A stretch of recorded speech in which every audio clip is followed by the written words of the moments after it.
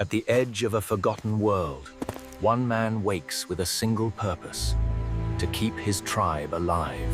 His people are few, their fire small, surrounded by predators older than memory and hungrier than fear. On the ground, he sees the mark again, an enormous footprint, too wide for any bear, too deep to ignore. He knows spirits do not leave tracks. Whatever walks out there is flesh, blood, and dangerously real. Alone, he steps into the green maze, carrying only sharpened stone, instinct, and a fear he dares not name. Birdsong fades. The forest grows too quiet, as if every creature has already made its choice: flee or die. Then it comes, a distant roar, so deep it shakes the leaves, too heavy to belong to any living memory. He follows broken trees and scattered bones, each skull cracked as if by a careless, unimaginable strength.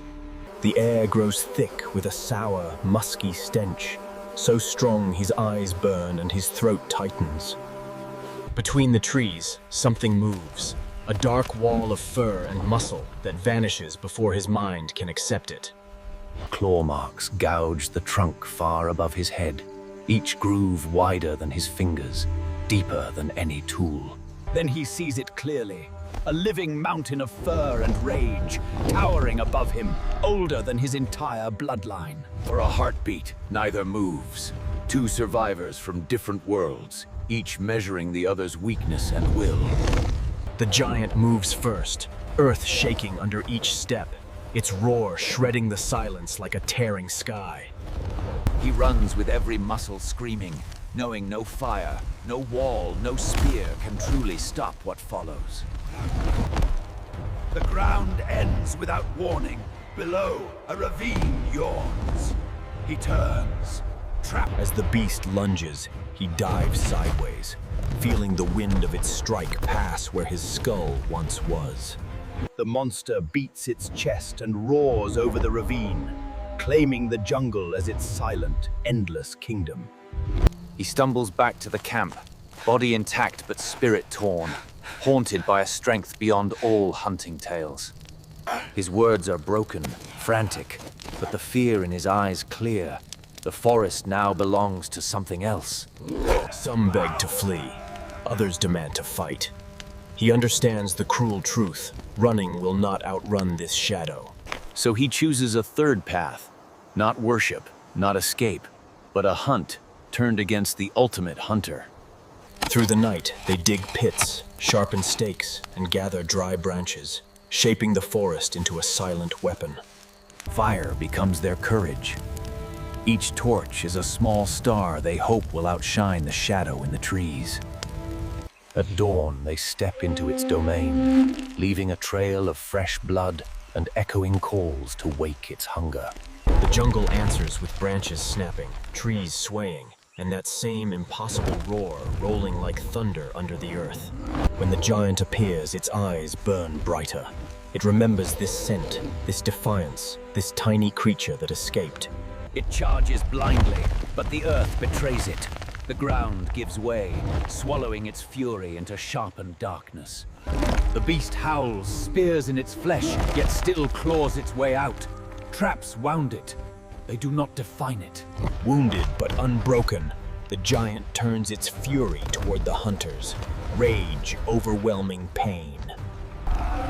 The trap they hoped would save them now becomes a spark for chaos none can control. One hunter slips.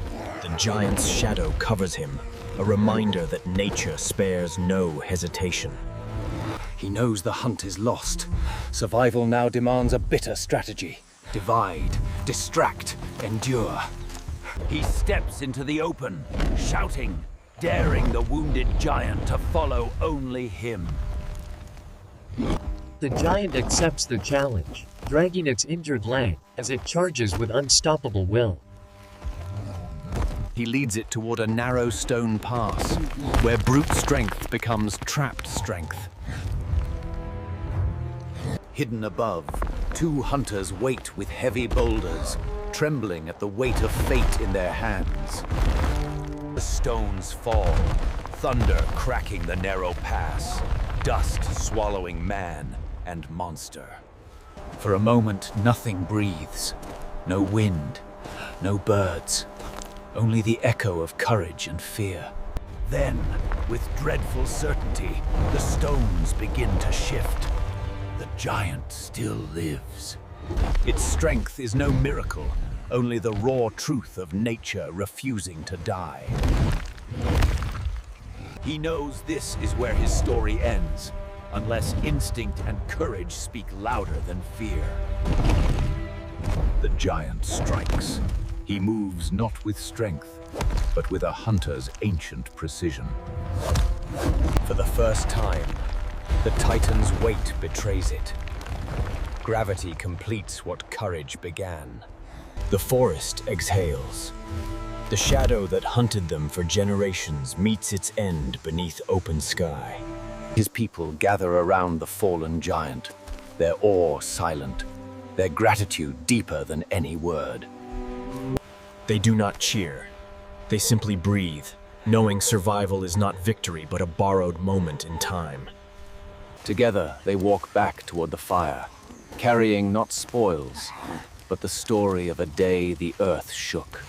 Under the shelter of the stars, they understand the truth. Life is brief, danger eternal, unity their only shield. In the morning light, they honor the hunters who fell, their names carried by wind and memory. He knows the giant's death is not triumph, but a lesson carved in bone and fear. The teaching begins: how to track, how to listen, how to survive what the forest hides. But nature never sleeps. Already the forest prepares its next challenge, unseen and patient.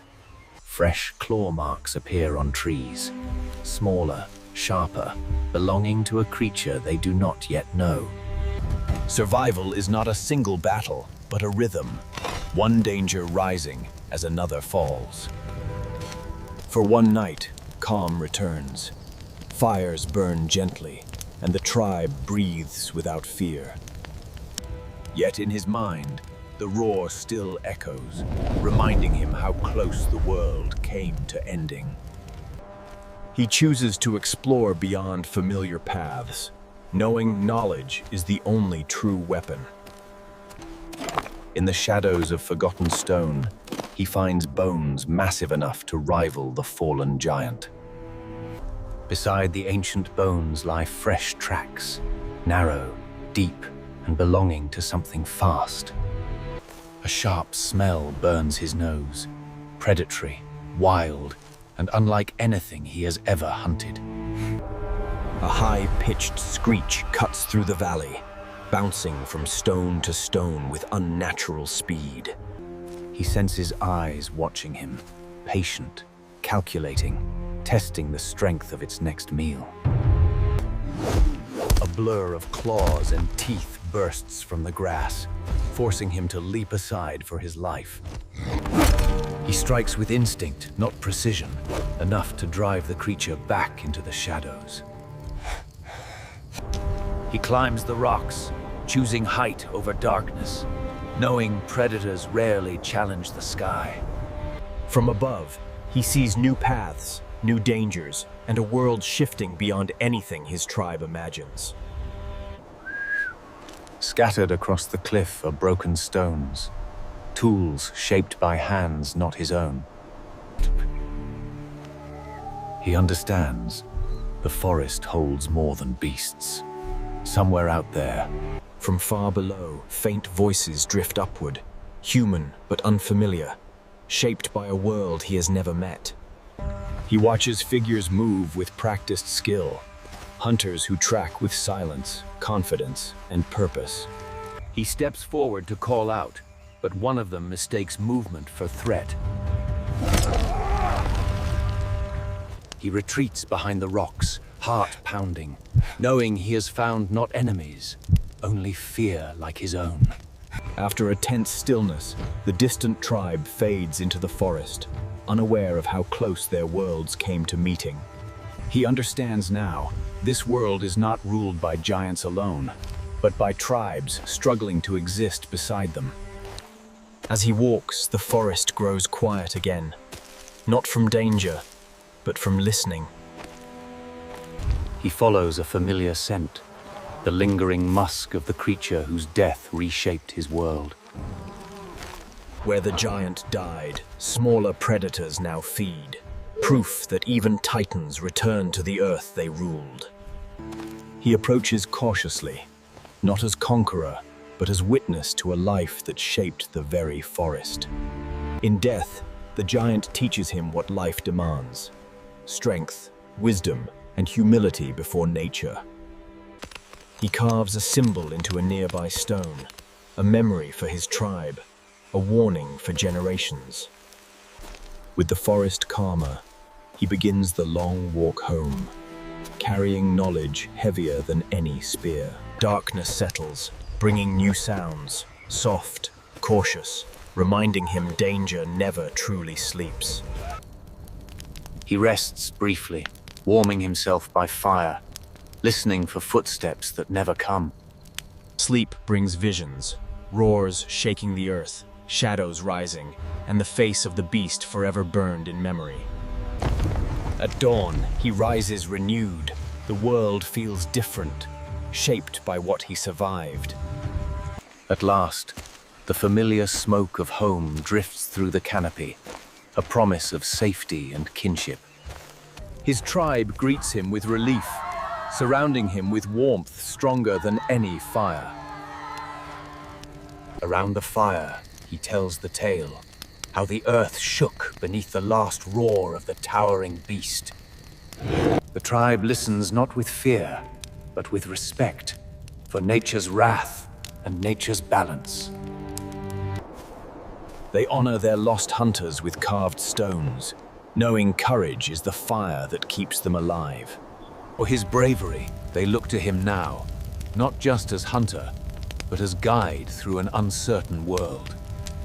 He trains the young ones how to track, how to listen, how to survive the silence between heartbeats. The camp grows stronger, children laugh again, and fires burn brighter than before. But he knows danger never leaves. Each night, he stands guard, listening to the forest breathe. Far away, a roar echoes, smaller but sharp, reminding him the cycle of hunters and hunted continues. He accepts what the world demands: courage at dawn, wisdom at dusk, and vigilance through every night. He sharpens new tools, knowing knowledge and readiness are the truest shields against the unknown. In his mind, he redraws the forest, its dangers, its secrets, its shifting balance of life and death. He follows the river, searching for signs that the land heals, where giants once ruled. Life returns quickly, plants rising from torn earth, animals daring to wander where they once fled. He feels the tribe's expectations, not as pressure, but as the purpose he was shaped to carry. At night, he seeks answers in the stars, ancient lights guiding ancient lives.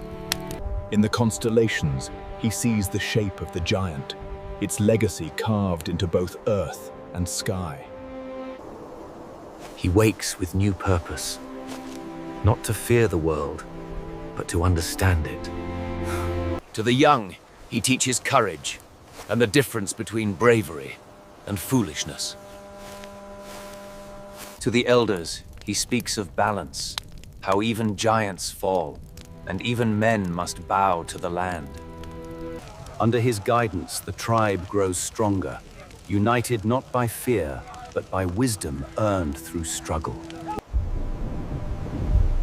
Alone at the cliff, he whispers thanks to the forest. And so his story becomes theirs, a reminder that even in a world of giants, a single human heart can change everything.